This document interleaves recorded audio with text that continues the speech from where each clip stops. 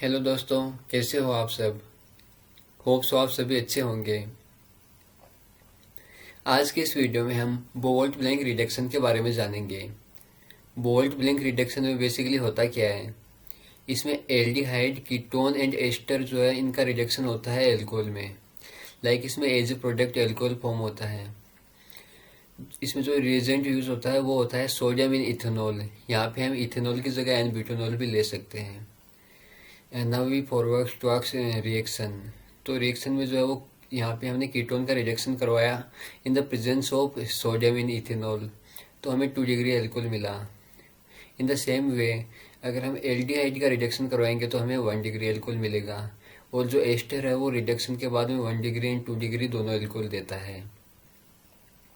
Now we forward towards mechanism. The mechanism is also called single electron transfer.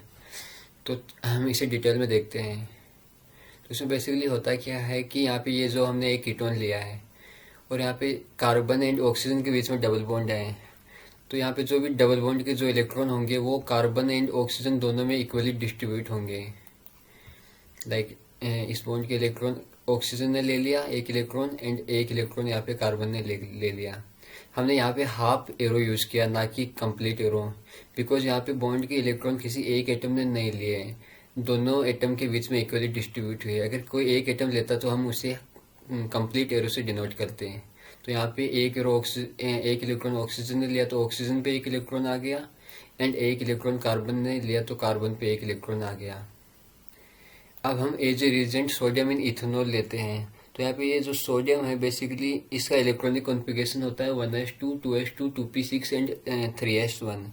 तो 3s orbital में इसका एक electron होता है जो हमने यहाँ पे डिनोट कर दिया। ये जो सोडियम है वो Na++ एक इलेक्ट्रॉन देगा। तो ये जो सोडियम का इलेक्ट्रॉन है ये सपोज यहाँ पे अटैक किया इस ऑक्सीजन पे।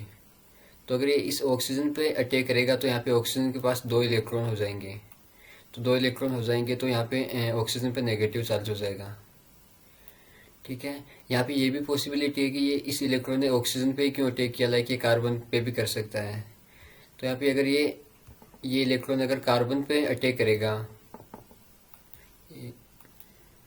तो ये इलेक्ट्रॉन अगर कार्बन पर अटैक करेगा तो यहाँ पे कार्बन के पास 2 इलेक्ट्रॉन हो जाएंगे। एक पहले से था और एक ये आ गया, तो कार्बन पे नेगेटिव चार्ज आ जाएगा। बेसिकली हमने यहाँ पे यही लिखा है कि दोनों ने एक एक इलेक्ट्रॉन ले लिया और उसके बाद में ये इलेक्ट्रॉन ऑक्सीजन पर अटैक करेगा तो ये प्रोडक्ट बनेगा, एंड अगर कार्बन पर अटैक किया तो यहाँ पे कार्बन पे नेगेटिव चार्ज आ गया। तो यहाँ पे दोनों में से ज़्यादा स्टेबल जो है वो पहले वाला ज़्यादा स्टेबल होगा, बिकॉज यहाँ पे मोर इलेक्ट्रोनेगेटिव ऑक्सीजन पे नेगेटिव चार्ज है। जबकि इसमें देखें तो हम लेस इलेक्ट्रोनेगेटिव का इलेक्ट्रोपॉजिटिव कार्बन है उस पर नेगेटिव चार्ज है, तो ये स्टेबल नहीं होगा। तो हम ये प्रोडक्ट कंसिडर करेंगे यहाँ पे। इसके बाद में जो है हम इथेनॉल की रिएक्शन करवाते हैं। तो इथेनॉल क्या करेगा कि यहाँ पे प्रोटॉन देगा एक, यहाँ पे ऑक्सीजन और हाइड्रोजन के बीच में बॉन्ड है तो मोर इलेक्ट्रोनेगेटिव ऑक्सीजन इलेक्ट्रॉन ले लेगा, एंड ये जो हाइड्रोजन है इस पे ये ऑक्सीजन का नेगेटिव चार्ज इस पे अटैक करेगा। उसके बाद में हमें ये प्रोडक्ट फाउंड होगा। उसके बाद में हम फिर से रिएक्शन सोडियम से करवाएंगे। तो सोडियम का जो एक इलेक्ट्रॉन है ये इस कार्बन पर अटैक करेगा। तो यहाँ पे एक इलेक्ट्रॉन कार्बन पे पहले से है और एक इलेक्ट्रॉन अब हो जाएगा, तो फिर हमें कार्बन पे नेगेटिव चार्ज मिल जाएगा। उसके बाद में फिर से हम इसकी रिएक्शन जो है वो इथेनॉल से करवाएंगे। तो इथेनॉल एक प्रोटॉन देगा, तो उसके बाद में हमें जो है वो 2 डिग्री एल्कोहल मिल जाएगा। यहाँ पे एक इम्पोर्टेंट बात यह है कि यहाँ पे हमने टोटल जो है वो 2 तो सोडियम यूज किया है, and 2 he ethanol 2 moles of ethanol use किया है। तो हम ये कह सकते हैं कि इस रिएक्शन में टोटल जो है 2 moles of sodium in ethanol use हुए हैं। इसके बाद में हम एस्टर की रिएक्शन देखते हैं। एस्टर के रिजेक्शन में हमें बेसिकली 2 एल्कोहल मिलते हैं। यहाँ पे सपोज R1 एंड R2 अगर CH3 होते तो यहाँ पे हमें एक मिथेनॉल मिलता है एंड एक इथेनॉल मिलता है। अब हम इसकी मैकेनिज्म देखें तो ये सेम मैकेनिज्म जो कीटोन की मैकेनिज्म करिए सेम उसी टाइप से ये मैकेनिज्म होगी।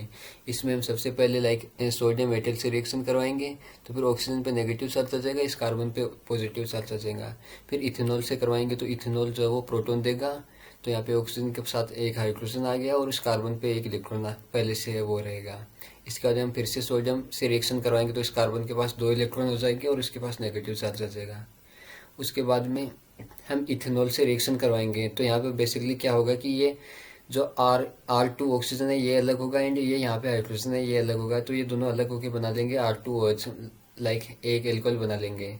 और इसके बाद में जो इथेनॉल का प्रोटॉन है वो यहाँ पे इस कार्बन पर अटैक करेगा तो हमें एल्डिहाइड मिल जाएगा। उसके बाद में हम एल्डिहाइड की रिएक्शन जो है वो सोडियम से करवाएंगे तो हमें लाइक ऑक्सीजन पे नेगेटिव चार्ज आ जाएगा, इसके पास 2 इलेक्ट्रॉन हो गए, एक पहले से था और एक ही सोडियम का आ गया, और कार्बन ने एक ही इलेक्ट्रॉन लिया बॉन्ड का तो इस पे एक इलेक्ट्रॉन आ गया।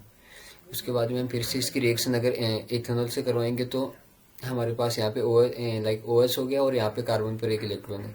इसकी रिएक्शन फिर हम सोडियम से करवाएंगे तो यहाँ पे कार्बन पे 2 इलेक्ट्रॉन हो गए, यहाँ पे नेगेटिव चार्ज आ गया।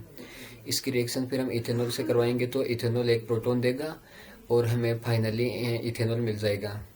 तो इस टाइप की रिएक्शन में बेसिकली हमें एक तो लाइक इसमें बेसिकली 2 एल्कोहल मिले हैं हमें। होप सो आपको ये सभी रिएक्शन समझ आई होगी। और इसमें एक इम्पोर्टेंट बात यह है कि यहाँ पे हमारे पास 2 मोल सोडियम की यूज होते हैं और 2 मोल इथेनॉल के यूज होते हैं, लेकिन इस रिएक्शन में ऐसा नहीं होता। यहाँ पे हमारे पास टोटल देखे तो 1 2 3 4 मोल्स यहाँ पे सोडियम यूज हुआ है एंड 4 मोल यहाँ पे इथेनॉल यूज हुआ है। तो यहाँ पे लाइक टोटल जो है वो 4 mole of sodium in ethanol use हुआ है।